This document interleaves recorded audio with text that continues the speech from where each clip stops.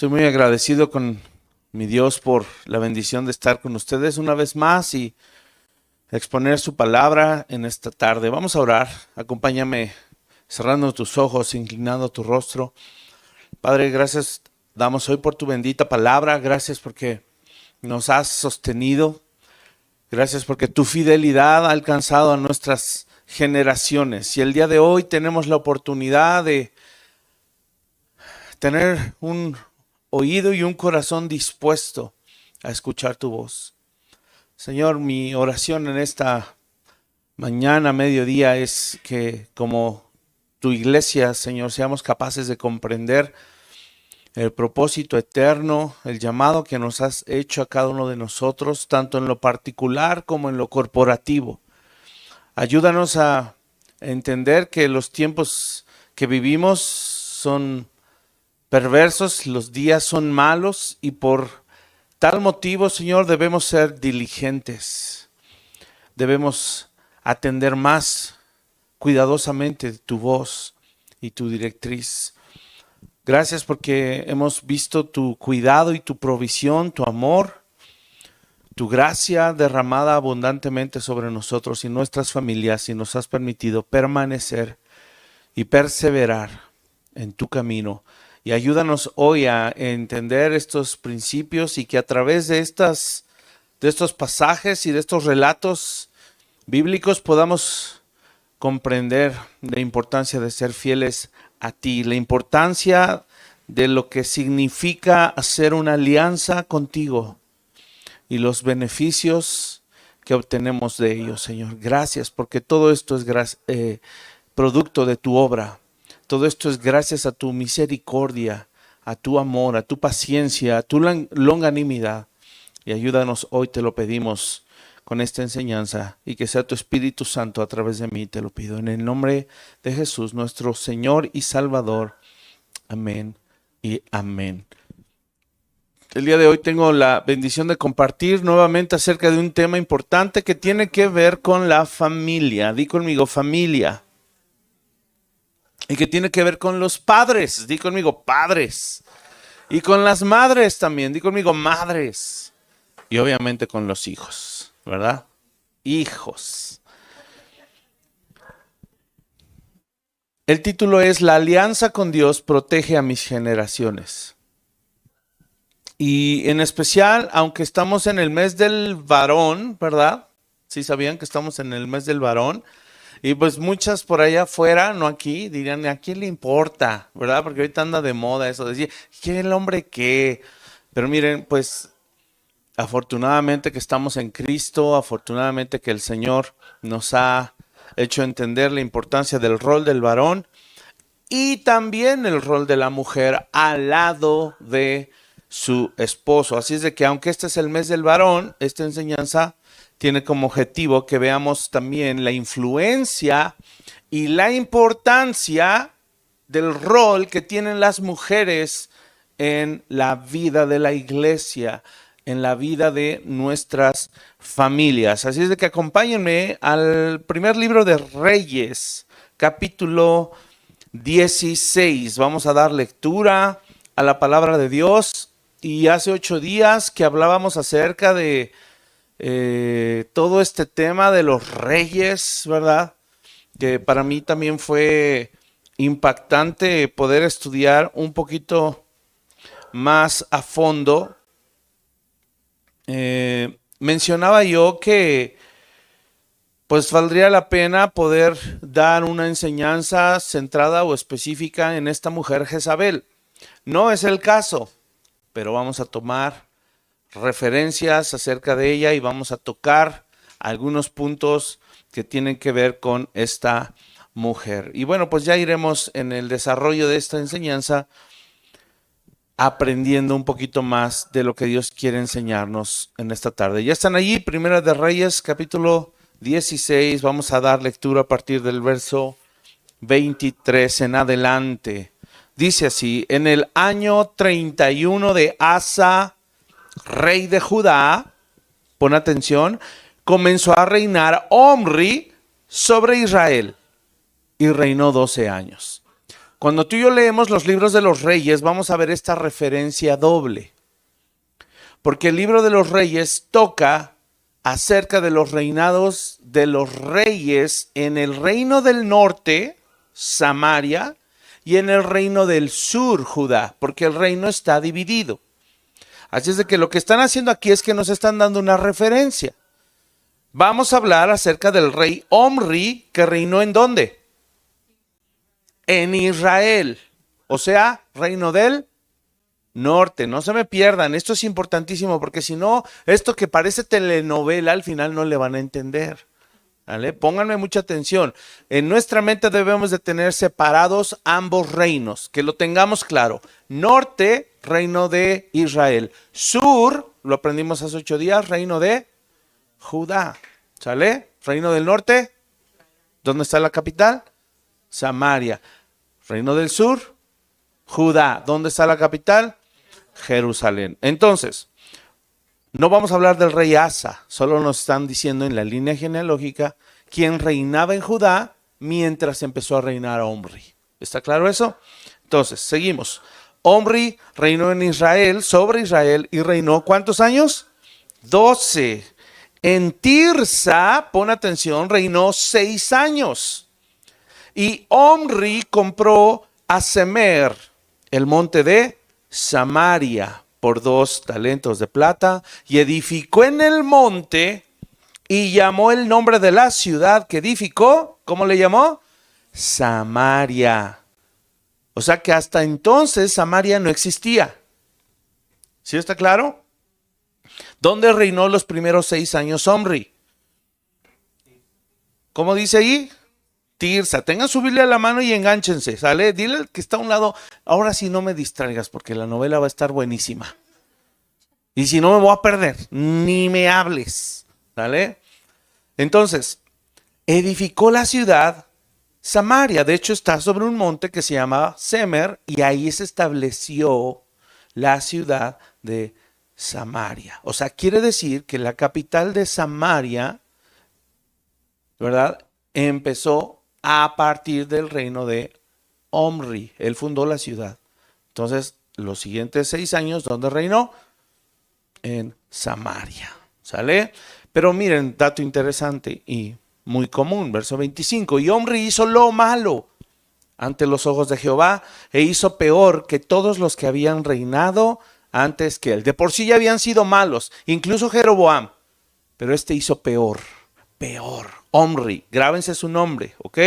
Dice, hizo peor que todos los que habían reinado antes de él, pues anduvo en todos los caminos de Jeroboam, hijo de Nabat, y en el pecado en el cual hizo pecar a Israel, provocando a ira a Jehová, Dios de Israel, con sus ídolos.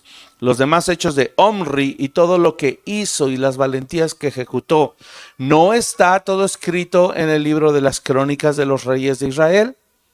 Y Omri durmió con sus padres y fue sepultado en Samaria y reinó en su lugar, en lugar suyo, Acab, su hijo. Y ahí música dramática, chaca, cha, cha.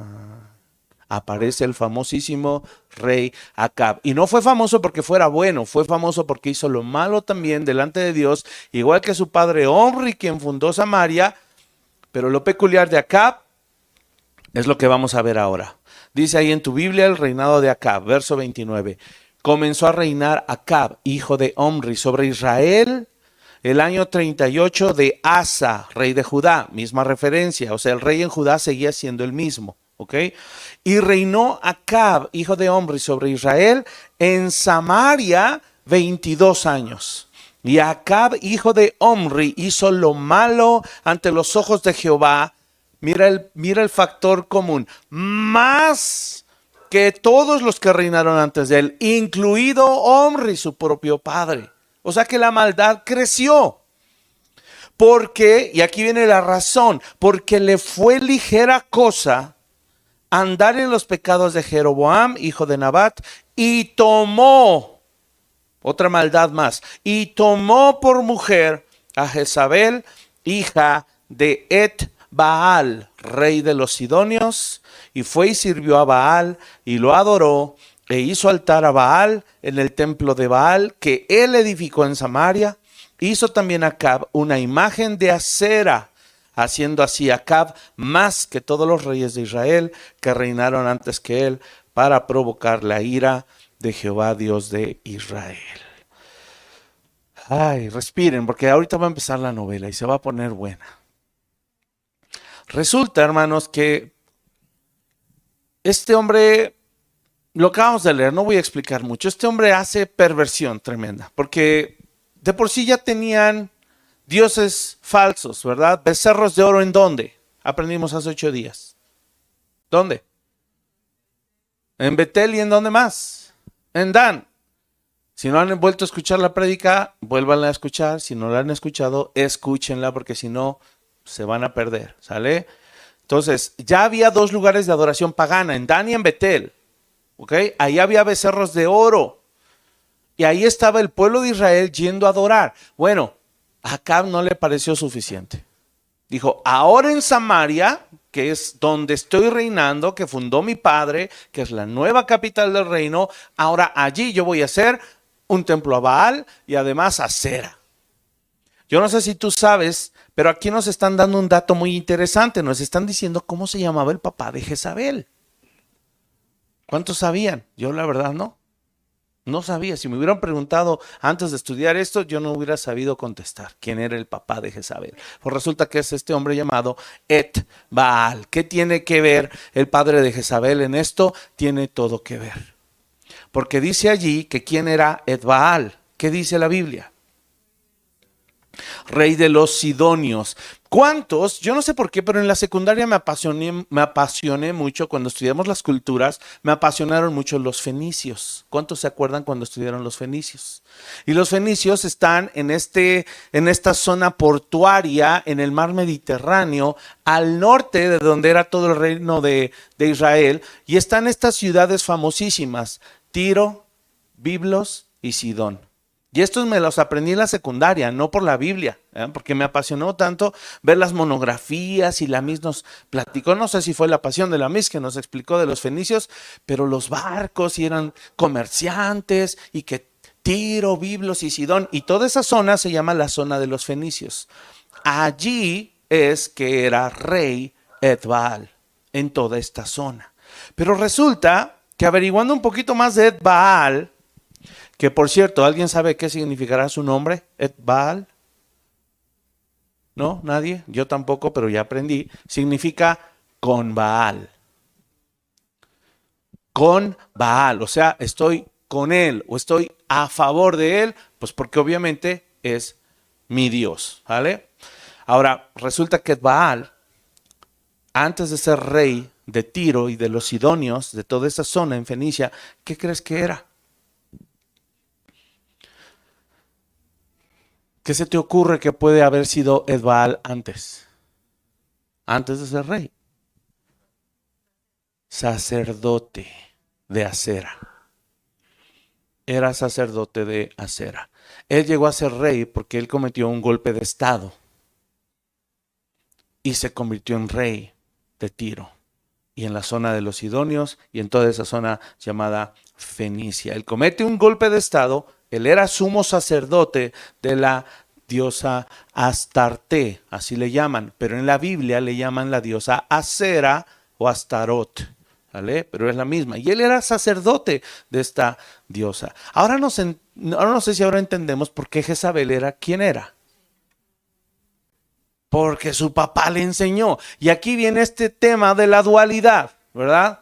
Tanto la responsabilidad del varón como la responsabilidad de la mujer. Varones, es responsabilidad nuestra saber qué estamos enseñando a nuestros hijos, cómo los estamos adoctrinando, cuál es la doctrina.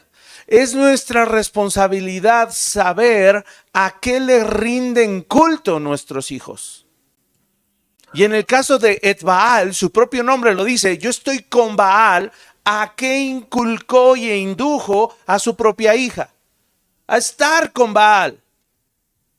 Porque es responsabilidad del papá y de la mamá inducir, inculcar, sembrar animar, enseñar, entrenar, disciplinar, criar. De paso, exhortar, redarguir, corregir, castigar. Todo lo que la Biblia dice que debemos hacer como papás y que hemos aprendido muchísimo en esta iglesia porque hablamos mucho acerca de la familia. Pero aquí el gran problema que tenemos ya es un problema de raíz. Baal no tenía otra cosa que enseñarle a su hija, más que adorar a la diosa Acera, más que rendirle culto a Baal. No hay otra cosa que él les pueda enseñar. Pero resulta que al llegar al poder, obviamente, todo rey mundano, ¿cuál es su objetivo? ¿El bien del pueblo? No, el bien propio. Y entonces, en ese sentido, Baal, ¿qué empieza a buscar? Pues empieza a buscar alianzas. ¿Sabes cuál era la manera de hacer alianzas en el pasado?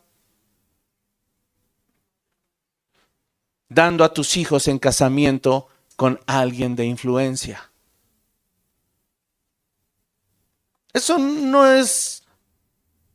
Hoy sigue siendo común, nomás que pues no le llamamos así. ¿Verdad? En décadas pasadas era que se case en una familia acomodada. ¿Sí o no, verdad? Era muy usado.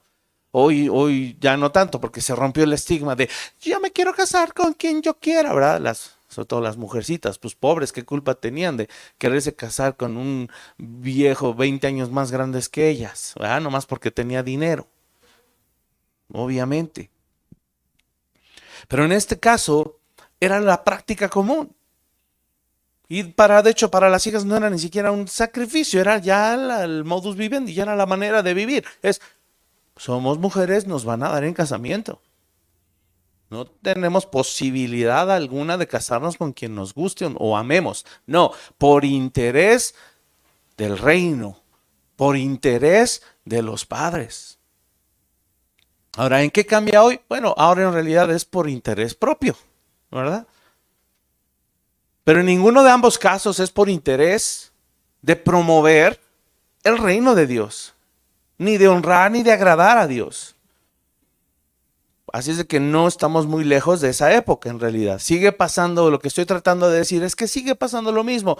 Muchos de los matrimonios que hoy se celebran tienen que ver con intereses propios, tienen que ver con intereses egoístas. Pero esta alianza, hermanos, entonces provoca, tú sabes que provoca. Imagínate dar en casamiento a tu hija, que ella es experta en el culto de Acera, porque tu papá era sacerdote, de hecho no era sacerdote, era sumo sacerdote de Acera.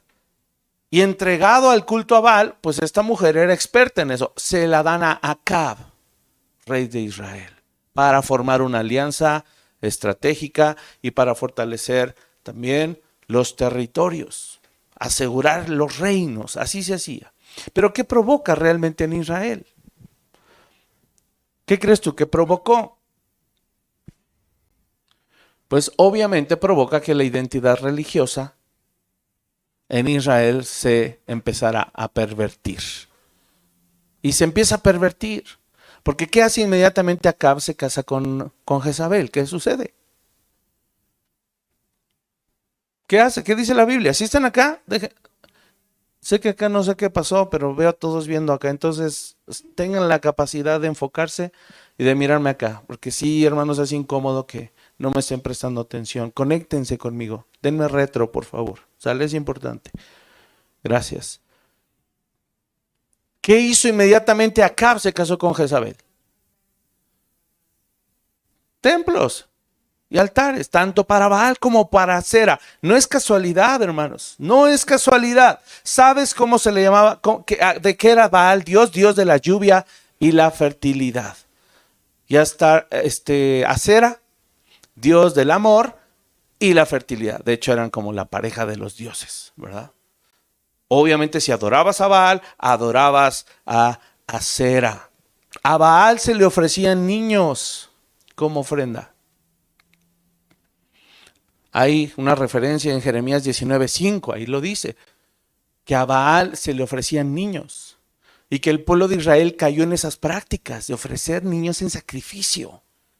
A esta diosa Astarte, que es Acera en la Biblia, se le conoce también como Astarot. Se le hacían rituales inmorales paganos, debajo de árboles frondosos, en los lugares altos. Ahí en algún árbol se tallaba, sobre el tronco se tallaba la figura de la diosa Acera. Y ahí hacían sus rituales inmorales, que tenía que ver con inmoralidad sexual. Entonces, ese básicamente era el panorama. Y de la nada es tan grande la perversidad que de la nada aparece allí un profeta enviado por Dios. Lo veíamos en la mañana, en nuestra clase.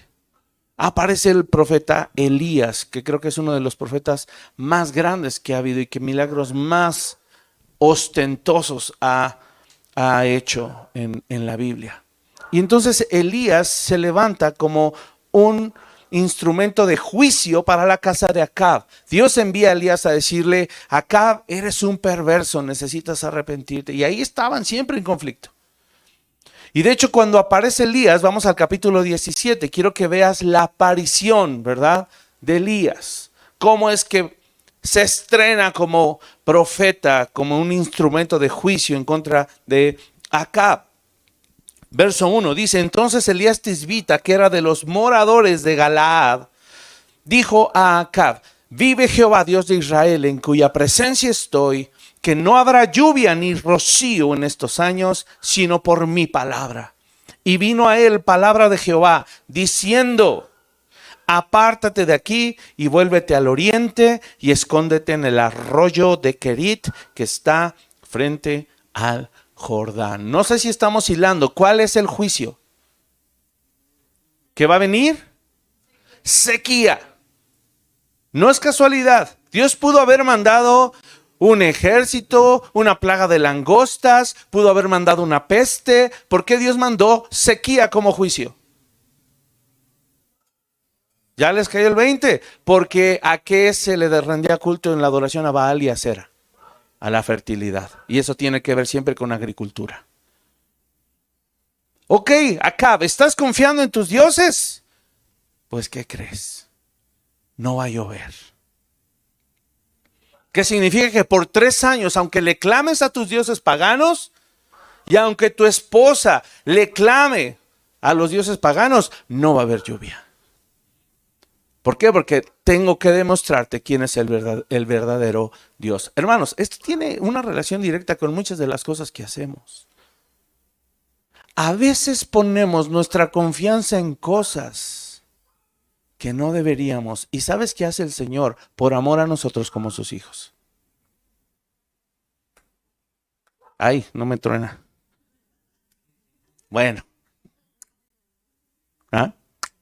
Nos las quita. Nos las quita. Ay, Dios, ¿por qué? Porque pusiste tu confianza en eso. Así de malo es el Señor. No, así de malos somos nosotros. Que cambiamos en nuestra mente y en nuestro corazón y dejamos de confiar en el único Dios verdadero. Y por eso tienen que mandar a Elías a traer juicio a la casa de Acab. Decir: no seas perverso, abre tus ojos. Ahora, algo que me encanta es que el Señor en el verso 3, cuando le dice: apártate, ve y escóndete en el arroyo de Querit. Verso 4, mira que dice: beberás del arroyo y yo he mandado a los cuervos que te den allí de comer. Y él fue e hizo conforme a la palabra de Jehová, pues se fue y vivió junto al arroyo de Querit, que está frente al Jordán. Y esto es todavía en la zona del pueblo de Israel. Y los cuervos le traían pan y carne por la mañana, y pan y carne por la tarde, y bebía del arroyo. ¡Ay, qué rico! Una torta de arrachera todos los días. 2 tortas de arrachera. Una de arrachera y otra de cirlón, ¿verdad? Todos los días, para que no estuviera malnutrido el Elías. Y agua fresca del arroyo. ¿Qué más necesitaba? Dice: pasados algunos días se secó el arroyo porque no había llovido sobre la tierra. Uno pensaría: bueno, es obvio, ¿verdad? Es obvio que se va a acabar. Pero mira, hermano, para los siervos de Dios, para los hijos de Dios, hay una promesa. No hay justo desamparado, ni su simiente, ni su descendencia que mendigue pan. El Señor nos va a sostener. Siempre y cuando, escúchame, no pongamos nuestra confianza en el mundo, en objetos, en personas. Hay que tener cuidado con eso. Que a veces puede venir escasez, pero algo nunca hemos dejado de comer. Incluso a veces, aunque somos infieles, nunca dejamos de comer, porque Él es fiel.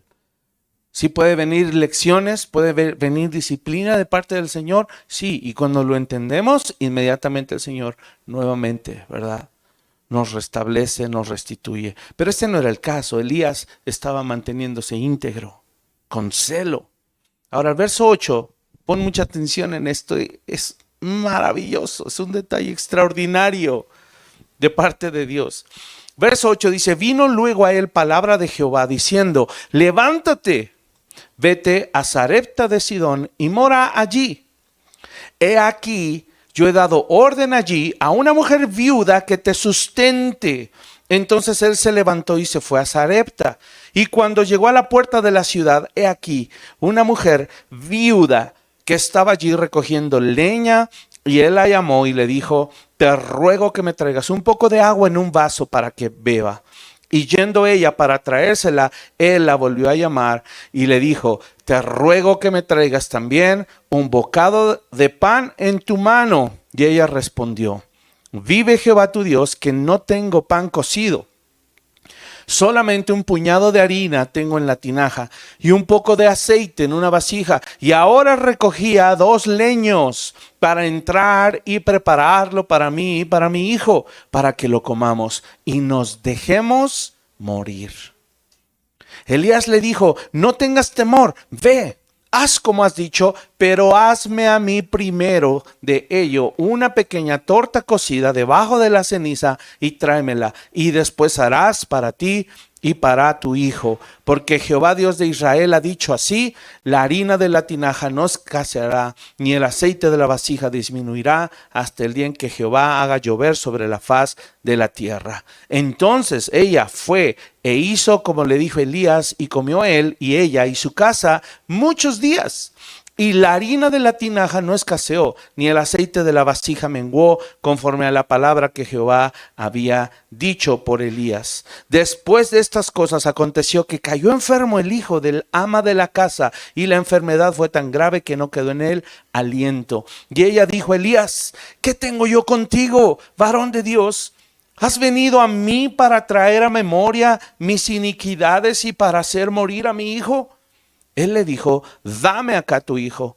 Entonces él lo tomó de su regazo y lo llevó al aposento donde él estaba y lo puso sobre su cama. Y clamando a Jehová dijo: Jehová Dios mío, aún a la viuda en cuya casa estoy hospedado has afligido, haciéndole morir su hijo. Y se tendió sobre el niño 3 veces y clamó a Jehová y dijo: Jehová Dios mío, te ruego que hagas volver el alma de este niño a él. Y Jehová oyó la voz de Elías y el alma del niño volvió a él y revivió. Tomando luego Elías al niño, lo trajo del aposento a la casa y le dio a su madre y le dijo Elías: mira, tu hijo vive.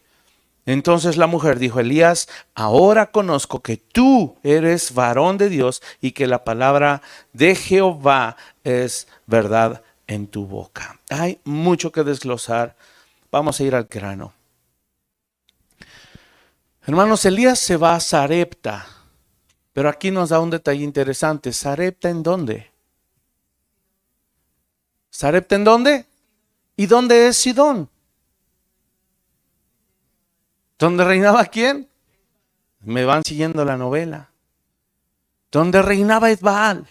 En la zona de Fenicia. De hecho, ahí, en medio de esas ciudades, ahí está Sarepta ubicado. ¡Qué ironía de Dios! ¡Qué detalle más cómico! Llevar a Elías a guardarlo y a protegerlo por medio de una mujer también pagana. Esta viuda es una mujer pagana que rinde culto a Baal y a Acera. En las narices de Baal está Elías escondido allí. Cuando su hija y su yerno están sufriendo por el juicio de Dios. De hecho, si tú lees más adelante en los capítulos, dice que Acab estaba tan desesperado que mandó a buscarlo por cada rincón. No sé si les dio la orden, me levantan cada piedra a ver si está metido ahí el Elías. Porque lo necesito ver para, no sé, matarlo, reclamarle o a ver qué hace. O antes de matarlo, que ore para que regrese la lluvia. De hecho, al siervo al que mandó a buscar si había fuentes de agua todavía. Porque Acab tuvo que tomar acción, tuvo que ir a buscar donde había agua. Y manda a otro siervo, y ese siervo es quien se encuentra Elías. Y ese siervo le dice, acá te ha mandado a buscar. Dice, no solo aquí, a todas las naciones le he hecho jurar a los reyes de las otras naciones que no te tienen escondido, Elías. ¿Dónde andas? Elías le dice, ve y dile que lo voy a ir a ver. Y el siervo tan temeroso dice, no, porque si voy y te vuelves a desaparecer, me va a matar por enojo. Dice, no, ve. Tremendo esto. Escondido en Sarepta de Sidón, en Mero Fenicia, donde estaba Ed-Baal. Qué detalle tan irónico y cómico del Señor. Hermanos, esto nos hace saber aún, hay veces que el Señor utiliza los recursos de otros para sostenernos. Usa los recursos incluso a veces hasta de nuestros enemigos para sostenernos. Porque Él hizo una promesa y Él no la va a fallar. Ahora la mujer, si nos enfocamos en ella, ella estaba padeciendo escasez a causa del juicio de Dios. Estos 3 años ya no nada más había afectado la zona de Israel, ya había empezado a afectar también la zona de los fenicios, la zona de Sidón. ¿Y por qué crees que no había harina? ¿Por qué crees que no había aceite? Porque había sequía.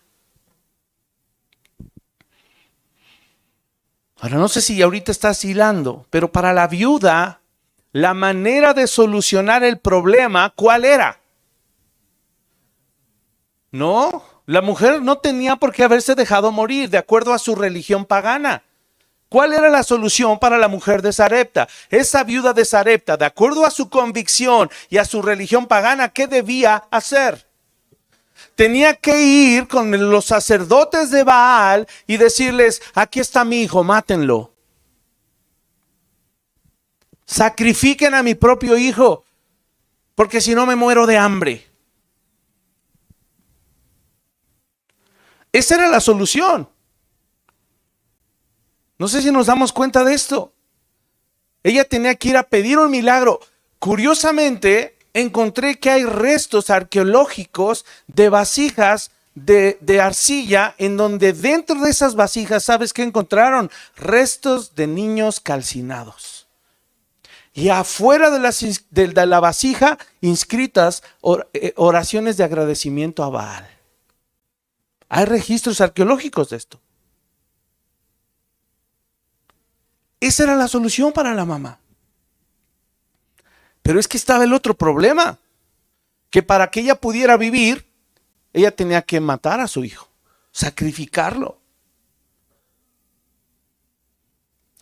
Y por cierto, detalle interesante, aprendí, a ese ritual le llamaban Molc. Por eso se hace la alusión al rey Moloc. Era ofrecerle un Molc a Baal, eso significa. Esto es tremendo, hermanos. Para ella no había esperanza. Ella estaba en un dilema porque tenía que ofrecer a su hijo y lo más probable es que no quiso. Hay una moral, aunque no seamos creyentes, hay una moral que Dios impregnó en nuestro corazón que nos hace saber que está mal matar a nuestro hijo, a nuestro propio hijo. Está mal para poder vivir. Ahí vemos la misericordia de Dios sobre esta mujer, porque el ministerio de Elías fue un ministerio también de misericordia hacia esa mujer. Elías no nada más llegó a representar el nombre de Dios y hacerle saber, traje salvación a esta casa. No te vas a morir tú, ni tu hijo. Pero después, ¿qué crees? El niño enferma y muere. Pero ¿qué hace nuestro Dios? Revive al niño para darle a la mujer un entendimiento de quién era Dios. Y en esa declaración, ahora sé que eres un hombre de Dios. Y junto con esa declaración, ahora sé que hay un verdadero Dios que no me ofrece vivir a cambio de la vida de mis hijos. Hermanos, eso es el mundo. A veces hoy se está promoviendo, aún dentro de círculos cristianos, venga, para que estés tranquilo ya, que haga lo que quiera. Súmale también todas las leyes proabortistas que ahorita ya aminoraron todo este tema y que ya ni culpa debería sentir. El ministerio de Elías, a diferencia del mundo, que si tú y yo sabemos todo este tema, sabemos quién está detrás, es el enemigo. ¿Por qué? Porque él quiere ahora llevarse la adoración. ¿Cómo? A través de matar a nuestros hijos. Tal vez no físicamente, pero sí espiritual y moralmente. Los está destruyendo, los está despedazando, está obligándonos a que se los ofrezcamos. ¡Qué tremendo! Pero a diferencia, el ministerio de Elías estaba marcado por ser un ministerio que promovía la vida. Parecía que llegó con egoísmo. No, dame a mí de comer primero y ya luego tú. No, no fue machismo. No fue falta de empatía. Fue, vengo a demostrarte que Dios te quiere proveer lo que tú necesitas. Y no lo vas a encontrar ni en Baal ni en Acera. Resucita la vida del niño. Se lo devuelve a la viuda. Y esto es muy interesante porque después Acab va y confronta, Elías va y confronta a Acab. Y ahí veíamos en la enseñanza en la mañana de la clase dominical que le dice, todavía se atreve Acab a decirle a Elías, ¿eres tú el que perturba a Israel? ¿De verdad? ¿Elías estaba perturbando a Israel con la sequía? Era Acab con su maldad y su esposa perversa. Tú sabes qué sucede después. Elías también es usado como un instrumento de juicio. Yo no sé si tú sabías, pero lo que pasa con la reina Jezabel no solo es que ella logra que se establezcan templos para Baal y que se levanten lugares altos para Acera, sino que ella logra traer sacerdotes. Desde su tierra natal se trae sacerdotes para que ellos estén oficiando el culto a Baal acá en Israel. Y ya al conteo, al momento eran 400 de Baal y si mal no recuerdo, 300 de Acera. O 400, recuérdenme ahí si alguien tiene el dato. Imagínate. Y Elías los degolló a todos. Ya sabemos esa escena, no la voy a contar. El altar que Elías reconstruye, reedifica el altar, lo restaura. Y los otros tasajeándose. Es Elías quien degolla a esos profetas de Baal. ¿Y sabes cuál es el problema? Decíamos en la mañana, decíamos que Jezabel se trae a esos sacerdotes, no nada más los importó, los mantuvo, los sostuvo. Y yo preguntaba, ¿con dinero de quién? De las ofrendas y de las colectas de impuestos del mismo pueblo. Y justo son cosas similares que hoy están pasando. Programas en contra de la vida que están siendo financiados por impuestos del pueblo. Esto es tremendo, hermanos. Estamos igual que en esa época. Y necesitamos abrir los ojos. Gracias a Dios la dinastía de Acab terminó. Vamos al episodio 2 de la novela. Y aquí es donde se pone un poquito enredado, ¿verdad? Porque ya aprendimos que el papá de Acab fue Omri. Él establece la capital en Samaria. Acab se casa con Jezabel, hace alianza con Etbaal allá en Tiro. Y entonces, Omri, no sé si sabían, detalle curioso, pero Acab reinó porque hermano mayor, Ocosías, murió. Ocosías duró solo 2 años y murió porque se cayó, tuvo una caída de piso alto, cae, queda muy mal herido. Pero este hombre, Ocosías, en vez de ir a consultar al Señor, dice, vayan y consulten a Baal, con otra acepción, Baal Zebub, de donde dicen que sale el nombre de Belzebú. Vayan y consulten a Baal Zebub, que era conocido como el dios de las moscas, en Ecrón, ahí en la tierra de los filisteos. Y entonces Ocosías, hijo de Omri, dice, consulten a ese dios a ver si voy a vivir. Y cuando van a consultar, ¿a quién creen que se encuentran en el camino? A Elías. Y Elías dice, no, te ahorro el viaje, dile a ese rey que se va a morir. Por juicio también. Y entonces duró muy poquito su reinado y por eso viene a reinar Acab, hermano de Ocosías. Y Acab tiene una hermana. ¿Cuántos saben cómo se llamaba la otra hermana de Acab? Para aquellos que de repente han estudiado reyes y sé que por ahí tienen nombres perdidos, ¿verdad? Atalía. No la de Timbiriche, esa es otra. Esa es Talía. Esta es Atalía. Atalía, hermana de Acab. Pues resulta que el papá Omri, también para fortalecer su reino y sus vínculos con otros reyes, ofrece a su hija Talía para que se case con otro rey. ¿Alguien sabe cuál rey?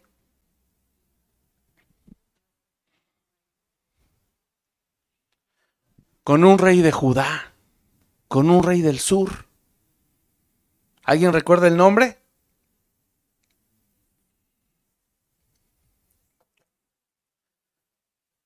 Con el rey Joram. Ahora pon atención en esto, porque estamos hablando que la maldad de un Omri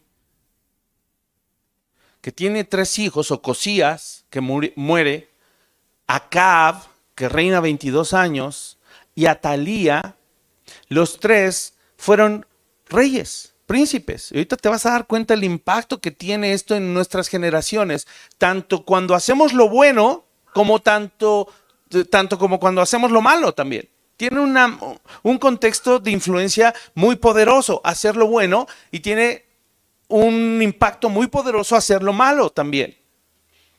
Porque entonces se hace una alianza con el rey Joram, ¿verdad? Con el rey Joram de Judá, el rey del sur. Y se casa con Joram. Por cierto, el papá de Joram es Josafat. Y estos dos, Josafat y Joram, ellos vienen de la línea directa de David, del rey David en Judá, en el reino del sur. Acuérdense que tenemos que tener esa división, ¿verdad? Acab en el norte, Joram en el sur. Y entonces Joram se casa con Atalía, pero después de que muere Acab, ¿quién crees que viene a reinar en su lugar? No, porque Atalía está en el sur. No puede reinar porque ella está en el sur. Viene a reinar su hijo. ¿Cómo crees que se llama el hijo de Acab y de Jezabel? ¿Cómo le ponen? Joram también. Es como cuando te quieres congraciar con alguien o alguien tuvo un impacto en tu vida, ¿verdad? Y pues a tu hijo le pones Mbappé. Iba a decir otro. Dice, ay, es que ha impactado mi vida. Aquí eran más que porque haya impactado su vida, era por la influencia, ¿ah? Por quedar bien. Oye, Jezabel, ¿y si a nuestro hijo le ponemos como a mi cuñado? ¿Ah? Porque era su cuñado. Joram era cuñado de Acab, porque su hermana Atalía se casó con ese rey. Y si a nuestro hijo le ponemos Joram, pues va. Y por eso hay mucha confusión en esas líneas, porque ahí es en donde se empiezan a unir los dos reinos. Porque desde Omri, Acab, Joram, intencionalmente lo que quieren es buscar el beneficio personal y hacer alianzas que tienen que ver con el beneficio personal nada más. Y entonces resulta que tenemos al Joram, que es hijo de Acab y de Jezabel, y tenemos al Joram de Judá, que es cuñado de Joram de Israel. ¿Ah? Ambos Jorams, uno en el norte, otro en el sur, pero son distintos. Bueno, ustedes ya saben quién termina con la dinastía de Acab, que es Jehú. Y él es quien dijimos hace 8 días, quien manda que la avienten de la ventana, la atropellan los caballos, salpican la pared, se la comen los perros y después la quieren ir a sepultar y pues ya no hay mucho que sepultar. ¿Sabes que Jehú, dijimos que sirvió parcialmente a Dios? Porque además de que mató a Jezabel, ¿sabes qué hizo? Exterminó a 70 descendientes de Acab en Samaria. Cortó por completo con la línea de descendientes de Acab. Además de que eliminó príncipes, eliminó sacerdotes y aliados que pudiera tener Acab. Dios lo usó también como instrumento de juicio. Y decimos que parcialmente, porque Jehú no creas que tenía buenas intenciones. Él no restableció el culto a Jehová. Él siguió dejando ahí los altares para Baal y los lugares altos para Acera. Pero resulta que aquí viene una conexión muy interesante. Porque ya dijimos que Jehú mata a Joram, el hijo de Acab y de Jezabel. Y Atalía está en el reino del sur casada con el otro Joram. ¿Sí? ¿Sí hilaron ya? Y Atalía y Joram tienen a un hijo. ¿Saben cómo le nombran a este hijo? Ocosías, como el hermano que murió de la caída de Acab. ¿Sí notan ahí? Como que nomás se andan poniendo los nombres para quedar bien entre ellos. Ay, por eso hay confusión. Y si no me entendiste nada, bueno, pues métete y estudias tú la Biblia, porque a mí me costó entender la novela. ¿Verdad? Entonces, tuvo 2 Ocosías, Ocosías hijo de Omri, hermano de Acab y de Atalía, que murió por la caída, y Ocosías hijo de Joram y Atalía en el sur. Bueno, a ese hijo de Atalía, ¿quién creen que lo mató también? Jehú. Jehú lo mató. ¿Por qué? Porque era una amenaza. Era una amenaza. Él era descendiente y pariente de Acab y de Atalía. Entonces, lo que pudo haber hecho Ocosías en el sur, dijo, este Jehú mató a todos mis parientes. Entonces, este Ocosías pudo legítimamente ir al norte a pelear, a matar a Jehú y él ya quedarse con ambos reinos. Jehú quería hacer lo mismo. Jehú mató a Ocosías para entonces él poder quedarse también con el reino del sur. O sea, el pueblo de Israel dividido peleándose entre sí. ¿Notas el gran problema? Hermanos, la enseñanza es fuerte porque la división en la iglesia no es tanto por las relaciones personales. La relación en la iglesia es porque hay unos que tienen alianza con el Señor y hay otros que no tienen alianza con el Señor. Así se dan las divisiones. Porque hay una manera de hacer las cosas y lo dice su palabra. Y si yo pienso que esto es de juegos, es un juego de niños, no lo es. Porque el serle fieles al Señor o el serles infieles causó caídas de reinos. ¿Qué nos hace pensar que no van a caer familias o la iglesia? A causa de estos temas. Entonces, Jehú mata a Ocosías, que era hijo de Atalía y Joram, pero además a 42 parientes, hermanos y príncipes de Judá también.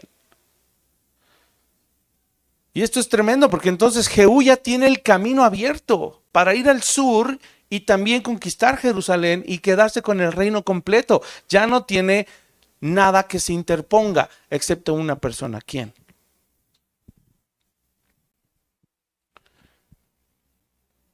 El papá de Ocosías, Joram, ya está muerto. Atalía es la única que queda. Y Atalía es pariente de Acab. Atalía en el sur, la que se fue a casar por alianza estratégica. Pero es que Atalía es una mujer perversa también. ¿Y sabes qué hace Atalía? ¿Qué hace allí? A ella no le tocaba el trono. Ella usurpa el trono. Porque si ya se murió mi esposo, mataron a mi hijo, y yo no voy a permitir, porque es lo que le enseñó, ¿quién? Su papá Acab. Ahí está el vínculo. Primero tenemos a una Jezabel que tiene un papá llamado Etbaal.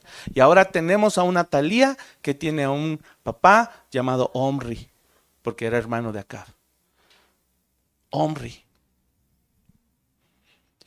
Esto, hermanos, es tremendo porque habla que la influencia que el varón puede tener, tanto con un hijo varón como con una hija, ¿ah?, es impactante. ¿Sabes qué hace Atalía? Usurpa el trono y reinó por 6 años en Judá, reinó por 6 años en Jerusalén. ¿Y sabes qué fue lo primero que ella hizo? Persiguió a toda la casa de David hasta exterminarla. Mató a todos los descendientes de la casa de David, excepto a un bebé llamado Joás, que lo escondió el sacerdote Joiada y su esposa. Este sacerdote fue usado por Dios para esconder a este bebito, que fue el único descendiente de David que quedó vivo. Durante ese tiempo lo escondieron. ¿Dónde crees? En el templo. ¿Quién crees que lo crió? El sacerdote y su esposa. ¿Bajo qué términos? Bajo el temor de la ley del Señor y la ley de Jehová. Y por 6 años estuvieron guardando y escondiendo a este bebé y estuvieron planeando cómo matar a Atalía. Gracias a Dios lo lograron. Restablecieron a Joás como rey a los 7 años de edad. Empezó a reinar Joás, mentoreado por el sacerdote Joiada, y en ese periodo se encargaron de hacer una purga y una limpia de toda la idolatría que había en Israel. Hubo reformas mientras mentoreaban al rey Joás. ¿Sabes qué lección nos deja esto? Hermanos, tal vez tú y yo venimos de un contexto en donde no nos criaron en Cristo.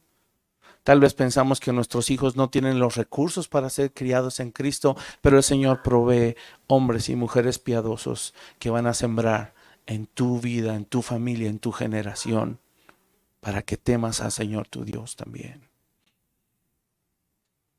No hay pretexto. Todo esto, hermanos, fue una lucha por mantener el temor de Dios en el corazón del pueblo. A eso se resume.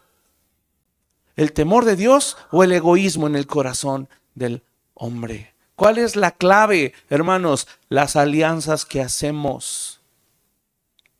Esa es la clave. Por eso esta enseñanza se titula La alianza con Dios protege a mis generaciones. No hagas alianza con personas que no tienen temor de Dios. Y cuando digo alianza, sí, me refiero a todo lo que signifique todo. Hablar, convivir, lo que sea. Ya hemos dejado muy en claro que nuestro objetivo no es aislarnos. Nuestro objetivo es ser luz, y si te vas a relacionar con personas que no tienen temor de Dios, que sea para predicarles el evangelio, porque si no, van a ser usadas por el enemigo para arrancarte a tus hijos o que termines sacrificándolos ante el altar de Baal. Esa es la clave. ¿Con quién te estás aliando? Eres parte del cuerpo de Cristo, eres miembro de la familia de Dios. Fuiste redimido, redimida, rescatada, salvada. No cedas ante la tentación de hacer alianzas con personas que parece que conviene, no conviene. No conviene. Por eso la importancia también del rol de las mujeres en la vida de un varón. Importa y pesa mucho la influencia de Jezabel en el reino del norte.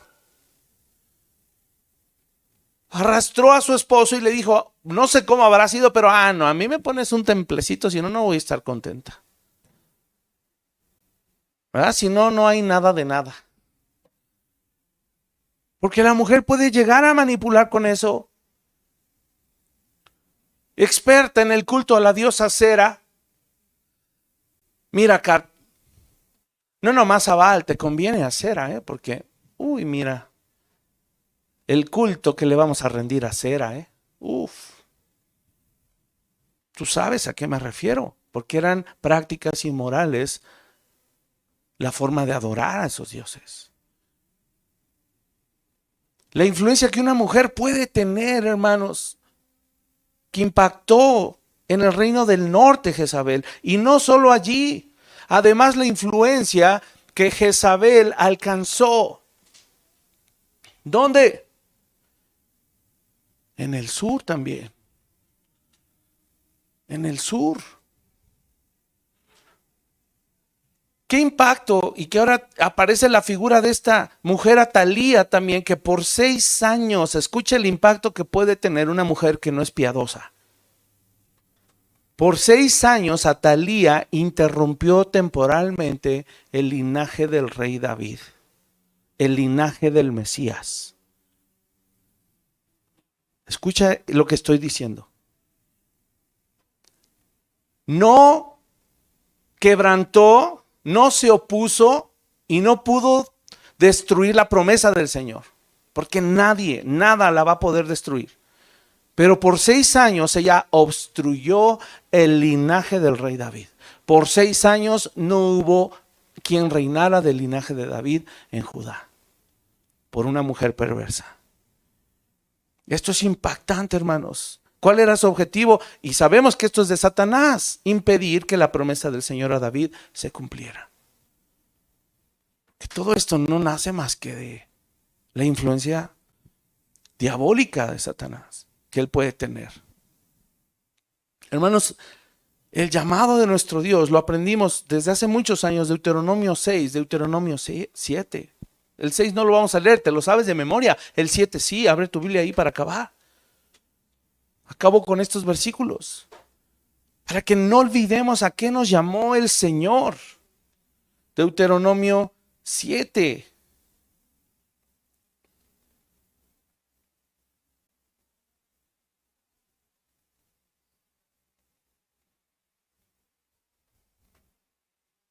¿Ya estás ahí?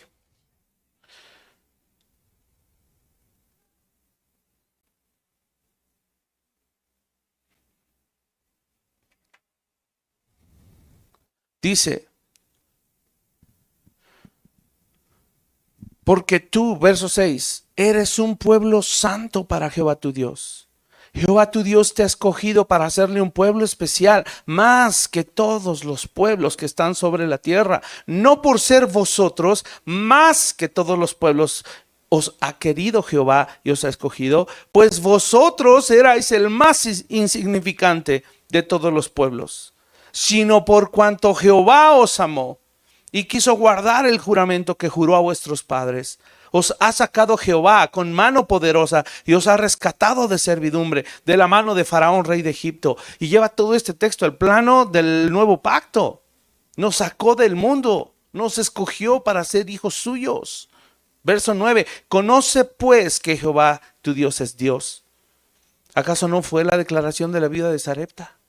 Conoce que Jehová tu Dios es Dios, Dios fiel, que guarda el pacto y la misericordia de los que le aman y guardan sus mandamientos hasta 1000 generaciones, y que da el pago en persona al que le aborrece, destruyéndolo, y no se demora con el que le odia, en persona le dará el pago. Guarda por tanto los mandamientos, estatutos y decretos que yo te mando hoy que cumplas. Tú sabes la promesa que Dios le hizo a Abraham en Génesis capítulo 17. Le dijo: estableceré mi pacto entre mí y ti y tu descendencia después de ti en sus generaciones. Por pacto perpetuo seré tu Dios. ¿Verdad? Y no nada más dice para ser tu Dios, sino el de tu descendencia después de ti. Y te daré a ti y a tu descendencia después de ti la tierra en que moras, la tierra de Canaán, en heredad perpetua, y seré el Dios de ellos. Ahí se pudo haber agregado sin problema: seré el Dios de ellos también. Pero es que hay una labor que tenemos que hacer, de criar a nuestros hijos, asegurándonos a quién le están rindiendo culto. ¿A quién le rinden culto tus hijos? No le van a rendir culto al Dios Altísimo si tú no le rindes culto al Dios Altísimo. Porque nuestra vida completa enseña, transmite. Y lo vimos. Si Ed Baal pudo influenciar tanto en su hija Jezabel, y luego junto con Acab ambos engendran a Talía y la mandan, ¿verdad?, al reino del sur. No sé si notas qué tenía que ver Ed Baal en Fenicia con el reino de Israel en Jerusalén. Nada. La distancia es mucha. Uno está hasta arriba y otro está hasta abajo. Son los polos opuestos. Bueno, por falta de diligencia en la crianza y por no mantener el temor de Dios ni la santidad, la perversidad del norte, que está muy lejos, bajó hasta el sur. Y por 6 años detuvo la descendencia y el linaje de David. Entonces tengamos mucho cuidado. Proverbios 14:26. Los que temen al Señor están seguros. Él será un refugio para sus hijos. ¿Temes al Señor? Él va a ser un refugio para tus hijos. Pero témele con todo tu corazón. Salmo 78. Hermanos, quedan 3 pasajes. Salmo 78. Ahí vamos rápido. Verso 1 dice: escucha, pueblo mío, mi ley. Inclina tu oído a las palabras de mi boca. Abriré mi boca en proverbios, hablaré cosas escondidas desde tiempos antiguos, las cuales hemos oído y entendido, que nuestros padres nos las contaron. Cuéntale a tus hijos la grandeza de tu Dios, las proezas que Él ha hecho en tu vida, cuéntaselas. Dice 4, no las encubriremos a sus hijos, contando a la generación venidera las alabanzas de Jehová y su potencia y las maravillas que hizo. Él estableció testimonio en Jacob y puso ley en Israel, la cual mandó a nuestros padres que la notificasen a sus hijos, para que lo sepa la generación venidera, y los hijos que nacerán y los que se levantarán lo cuenten a sus hijos, a fin de que pongan en Dios su confianza y no se olviden de las obras de Dios, que guarden sus mandamientos y no sean como sus padres, generación contumaz y rebelde, generación que no dispuso su corazón ni fue fiel para con Dios su espíritu. Hermano, cuéntale a tus hijos qué ha hecho Dios. Si tú le cuentas y les enseñas la palabra, dice que la palabra, la fe viene por el oír la palabra. Y si tú les das testimonio de fidelidad, de fe a tus hijos, ellos van a ser hombres y mujeres de fe y de fidelidad a Dios. Salmo 89. Otro salmo conocido dice, verso 1, las misericordias de Jehová cantaré perpetuamente. De generación en generación haré notoria tu fidelidad con mi boca. No solo le hables a tus hijos. Cuando tengas nietos, háblales de la grandeza de tu Dios. Y si Dios te concede, como se lo concedió creo que fue José, ¿verdad? En sus lomos criar a sus bisnietos, háblale a tus bisnietos también de la fidelidad de Dios. Dice, porque dije, para siempre será edificada misericordia, en los cielos mismos afirmarás tu verdad. Hice pacto con mi escogido, juré a David mi siervo, diciendo, para siempre confirmaré tu descendencia y edificaré tu trono por todas las generaciones. Y por último, Filipenses 2, 16 al 17.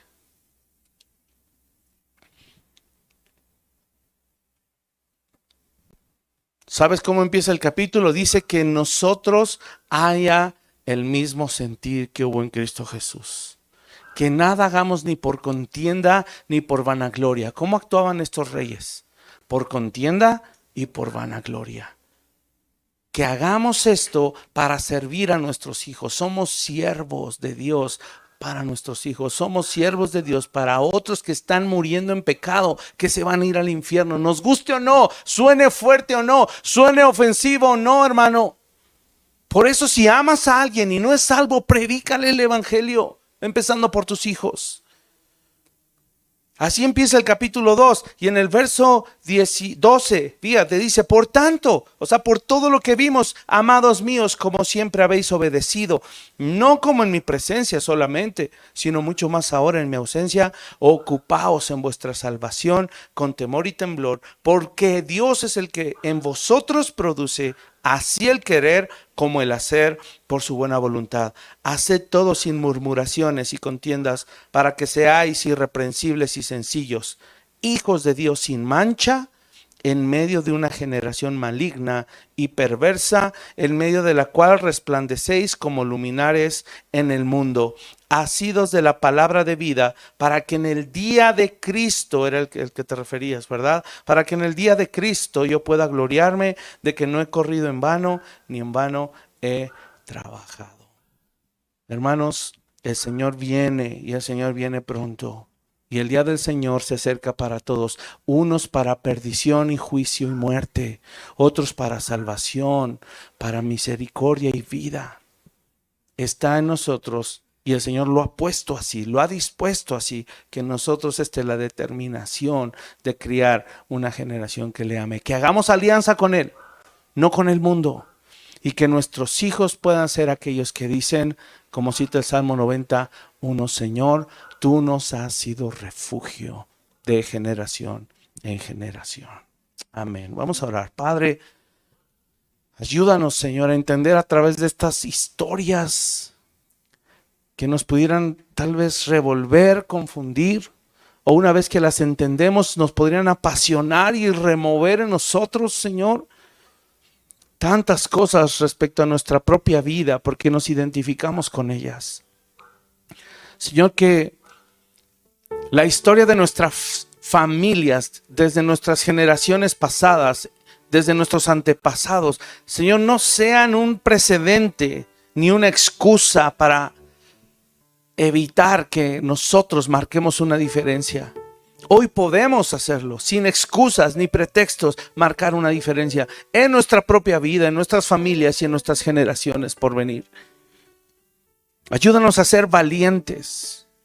Ayúdanos a mantenernos puros, santos. No lo podemos hacer solos, es imposible, porque nuestra tendencia es al mal, es al pecado, Señor, pero te tenemos a ti. Ayúdanos a no hacer alianzas con el mundo, a no tolerar el pecado, no permitir que el mundo entre ni por un instante a nuestra vida ni a nuestras familias. Preserva nuestros matrimonios, preserva la vida de nuestros hijos, preserva pura la crianza que podemos llevar hacia ellos, que no sea mi opinión ni la de mi esposa, que no sea la opinión de mi familia ni de su familia, que no sea la tradición lo que pese. Señor, que sea tu palabra lo que pese, lo que reine, lo que sea establecido en nuestro hogar. Líbranos, Señor, de la insensatez, del orgullo y de la soberbia, de pensar que tenemos mejores métodos de crianza o que somos mejores padres que tú. Danos el temor, la sencillez, la humildad de reconocer que hasta ahora como condujimos nuestra vida, Señor, ha sido terriblemente mal. Y que podamos confiar en tu palabra, que es verdad, es fidedigna, es poderosa. Y que lo comprobemos en nuestra vida y que ayudemos a nuestros hijos a comprobarlo en su vida. Que tu palabra es verdad, que tu palabra es fiel y se cumple. Permítenos honrarnos en todo lo que hacemos, todo lo que hablamos, todo lo que pensamos, en todo lo que modelamos y enseñamos también a nuestros hijos. Y guárdanos, Señor, de la levadura. Guárdanos del pecado. por más atractivo que se vea o que parezca, por más que pinte como que nos beneficia, Señor, si no lo avalas tú, que no lo avalemos nosotros. Hoy te lo pedimos, Señor, con un corazón dispuesto a honrarte, y que se levante una generación que te ame con celo, con pasión, con entrega, así como se levantó un Elías, así como se mantuvieron, Señor, esos jovencitos en Babilonia.